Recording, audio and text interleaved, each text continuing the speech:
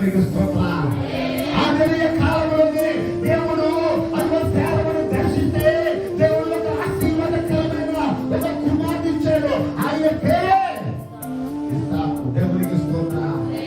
దేవుడు ఇచ్చినటువంటి అదిగో కాలం ఏంటో తెలుసా? అదిగో గర్భ ఫలము దేవుడు ఇచ్చాడు. ఈ రోజు నీవు దేవుని కోసం ఎదురు చూస్తున్నావు. ఆ కాలం విషయంలో, దేవుని యొక్క సహాయ విషయంలో, దేవుని యొక్క నెమ్మది విషయంలో, దేవుని యొక్క రక్షణ విషయంలో, దేవుని యొక్క స్వస్థత విషయంలో, దేవుని యొక్క కార్యాల విషయంలో, దేవుని యొక్క అద్భుతాల విషయంలో ఎదురు చూస్తున్న నీ జీవితంలో కూడా ఆ నిర్ణయ కాలము వస్తనే. దేవునికి స్తోత్రం. అది అబ్రహాము జీవితంలో వచ్చింది, ఇది నీ జీవితంలో కూడా వస్తనే. దేవుని